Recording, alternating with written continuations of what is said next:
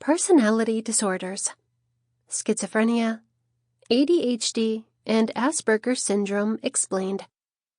Written by Dwayne Winstons, Heather Foreman, and David Kelvins.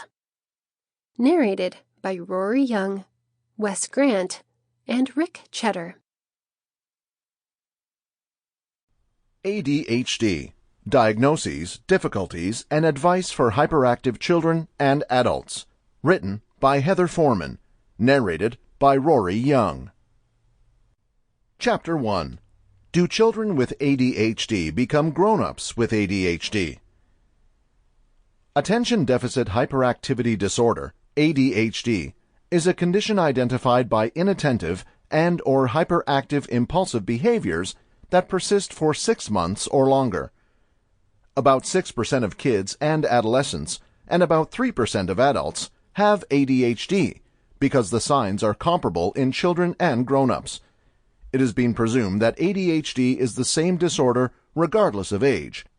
Therefore, most physicians have concluded that grown-ups with ADHD have had ADHD since they were young, and that many kids with ADHD become grown-ups with ADHD. Regardless of this commonly held belief, there have been few research studies directly addressing this problem. An essential paper recently released in the American Journal of Psychiatry by Terry Moffat, Avshalom Caspi, and co-workers provides strong proof that difficulties these presumptions. This study is compelling just because it uses a longitudinal design involving over 1,000 individuals born between April 1972 and March 1973 in Dunedin, New Zealand. That large group of people has been carefully evaluated at regular intervals with the most current assessment at 38 years of age. This potential longitudinal design is ideal for determining what happens to kids with a diagnosis of ADHD as they get older. Additionally, it provides the investigators with the ability to look at information that have been gathered when adults with adult-onset ADHD were young.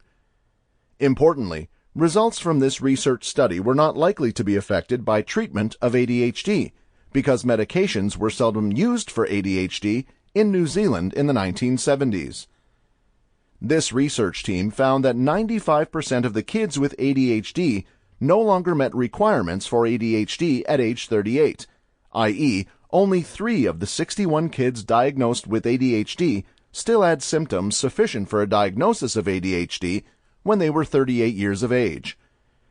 Of the 31 adults with a diagnosis of ADHD at age 38, only 3 had ADHD as a child. Sample complete. Ready to continue?